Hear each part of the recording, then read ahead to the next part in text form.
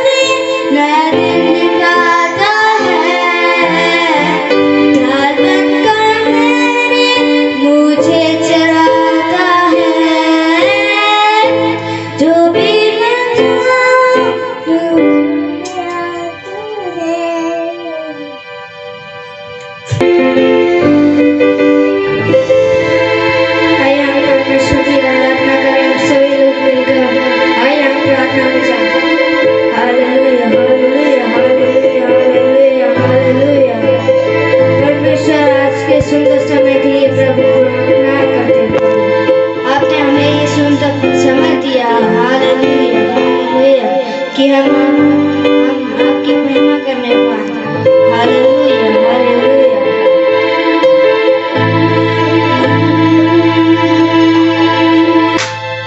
हो तेरी स्तुति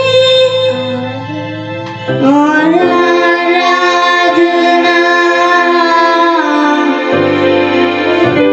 करता हूँ मैं तुझसे ये प्रार्थना। हो तेरी स्तुति और आराधना करता हूँ मैं तुझसे ये प्रार्थना। मिलके गाइए। महिमा से अपनी तू इस जगह को भर, जो भी तू चाहे तू यहाँ पे कर।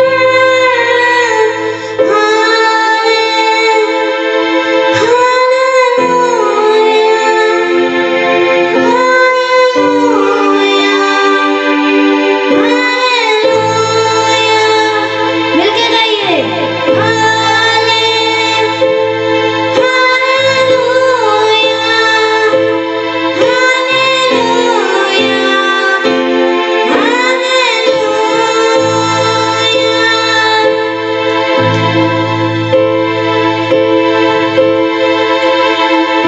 ये हम हाथ उठा के अपनी आंखों को बंद करके प्रार्थना करें। हमारे जीवित सामर्थ्य पिता परमेश्वर, हम आपका दिल से धन्यवाद देते हैं प्रभु। जो भी संगति के लिए आपने सहायता की, मदद की प्रभु, इसके लिए भी धन्यवाद देते हैं प्रभु। जो भी छोटे बच्चे मुझे सुन रहे हैं प्रभु, उनको भी बुद्धि ज्ञान दीजिए प्रभु, सामर्थ्य से भरिए प्रभु। धन्यवाद करते हैं प्रभु। धन्यवाद के साथ मसीह यीशु के नाम से मांगते हैं, आमीन। प्रभु आप सभी को बहुत आशीष दे। परमेश्वर का धन्यवाद हो प्रभु के द्वारा दिए गए सच्चे समय के लिए। अभी आपने मेरे दो बच्चों के साथ में परमेश्वर की आराधना की, मेरा बेटा जॉन और मेरी बेटी जेसिका। और परमेश्वर का मैं धन्यवाद देता हूँ इस रहबोध CPM चैनल के द्वारा मुझे मौका मिला कि मैं परमेश्वर की महिमा करूं, थोड़े समय आपसे वचन के द्वारा बात करूं। प्रभु का मैं दिल से धन्यवाद देता हूं। तो आज मैं बहुत शॉर्ट समय में छोटी सी बात आपसे कहना चाहता हूं। परमेश्वर के वचन से जो मैंने पद पढ़ने के लिए निकाला है वो है यूहन्ना रचित सुसमाचार और उसका 8 अध्याय और उसका 32 पद। और इस पद को पढ़ने से पहले मैं आपसे जो कुछ बात करना चाहता हूं वो ये है कि जिस देश में हम रहते हैं उस देश का नाम क्या है, हम सब जानते हैं। उस देश का नाम है भारत। और हमारा देश आज़ाद हुआ, 15 अगस्त सन 1947 को हमारा देश आज़ाद हुआ। इससे पहले क्या था? इससे पहले देश ब्रिटिश साम्राज्य की गुलामी में था। ब्रिटिश साम्राज्य इस पर शासन करते थे, लेकिन हमारे देश के लोगों ने लड़ करके उस ब्रिटिश साम्राज्य के लोगों को भगाया और हमारे देश को आज़ाद किया। और अभी हम आज़ाद हैं। इससे पहले क्या था? इससे पहले लगान देना पड़ता था, इससे पहले कितना सब कर देना पड़ता था, लेकिन उसके बाद आज हमें लगान देना नहीं पड़ता, हमें किसी तरह का कर देना नहीं पड़ता। हाँ, गवर्नमेंट टैक्स देना पड़ता है, लेकिन उस तरह का बहुत ही कठिन जो शासन था अब नहीं है। हम सब आज़ाद हैं। लेकिन एक सवाल है मेरा आपसे, क्या हम वास्तव में आज़ाद हैं? क्या हम आज़ाद हैं अपनी बीमारियों से? क्या हम आज़ाद हैं चिंताओं से? आज घर के अंदर चिंताओं ने अपना घर बना लिया है, बीमारियों ने अपना घर बना लिया है। आज परेशानियां लोगों के जीवन में है। जब हम जाकर के लोगों से मिलते हैं तो उनके दुखों को, उनके कष्टों को जब हम देखते हैं तो हमारा भी मन बहुत ज्यादा दुख से भर जाता है। आखिर ये सब समस्याएं कहां से आई? आखिर ये सब परेशानियां, बीमारियां, ये सब कहां से आई? क्या परमेश्वर ने बनाया? नो, परमेश्वर ने नहीं बनाया मेरे भाई बहन। परमेश्वर ने तो एक सुंदर संसार को बनाया। परमेश्वर ने सुंदर वाटिका को बनाया। अगर आप परमेश्वर के वचन को पढ़ेंगे तो आप उत्पत्ति 1 अध्याय से आप पढ़ना शुरू करेंगे तो वहां पर लिखा है परमेश्वर ने सुंदर सृष्टि की रचना की। उसने पेड़ों को बनाया, उसने फूलों को बनाया, उसने धरती को, आकाश को, समुद्र को, तारों को, सबको बना करके रखा। और उसके बाद उसने मनुष्य को बनाया। कैसे बनाया? अपने हाथों से। यस, हम सब जो सुन रहे हैं इस समय, हम सब परमेश्वर के हाथों की रचना है। परमेश्वर ने इस तरह से नहीं बनाया। परमेश्वर नहीं चाहता था कि हम बीमारी में जीवन जिए, इसलिए उसने हमें स्वस्थ बनाया, बेहतर बनाया, अच्छा बनाया। और उसके लिए अगर आपको मौका मिले तो थोड़ा समय जरूर आप परमेश्वर के वचन को पढ़ने में निकालिए। लेकिन मैं आपको एक बात बताना चाहता हूं, एक शत्रु है, एक शैतान है जो आज भी मेरे और आपके जीवन को परेशान करता है। आज भी हम उसी शत्रु के द्वारा डिस्टर्ब किए जाते हैं। वही शत्रु वहां पर भी था। और जो पहले स्त्री और पुरुष थे जिन्हें परमेश्वर ने अपने हाथों से बनाया, परमेश्वर ने कहा था कि सुनो, तुम इस सुंदर वाटिका में रहो और इस वाटिका के सारे फलों को खाओ, लेकिन एक फल है जिसका नाम है भले और बुरे के ज्ञान का फल। उस फल को तुम नहीं खाना। क्यों? क्योंकि जिस दिन तुम खाओगे उस दिन तुम मर जाओगे। परमेश्वर ने क्यों इस पेड़ को वहां रखा? यस, परमेश्वर चाहता था कि उसके बच्चे उसकी आज्ञा का पालन करें, उसकी आज्ञाकारिता में रहें। लेकिन उस शत्रु ने, उस शैतान ने उनको बहलाकर, फुसलाकर, बड़ी चालाकी के साथ उस फल को खिला दिया। मेरे पास ज्यादा समय नहीं है, इसलिए ब्रीफली मैं आपको बताऊंगा। जब उन्होंने उस फल को खाया, वचन में लिखा है कि वो परमेश्वर से अलग हो गए, पाप उनके अंदर आ गया। ध्यान दीजिएगा, परमेश्वर की आज्ञा को तोड़ना सबसे बड़ा पाप है और उस पाप को पहले स्त्री और पुरुष ने किया और यही कारण था कि परमेश्वर से वो दूर हो गए। प्रिय भाई बहन, उसी समय से बीमारियां जीवन में आ गई। उसी समय से तरह तरह की चिंताएं, परेशानियां, दोष लगाना, सब कुछ जीवन में आ गया। मालूम है आपको, जब परमेश्वर ने उन स्त्री और पुरुष से पूछा, पहले पुरुष से पूछा कि क्या हुआ, तब उसने कहा नहीं नहीं, मैंने नहीं खाया वो फल, इस स्त्री ने मुझे खिलाया। वो दोष लगाने लगे एक दूसरे के ऊपर। कहां से आया ये सब? फल खाने के बाद ये आ गया। लेकिन प्रिय भाई बहन, मैं आपको एक बात बताना चाहता हूं, उस समय से लेकर के आज तक पाप के बंधन में लोग बंधे हुए हैं। आज भी इन सब चिंताओं और परेशानियों के बंधन में बंधे हुए हैं।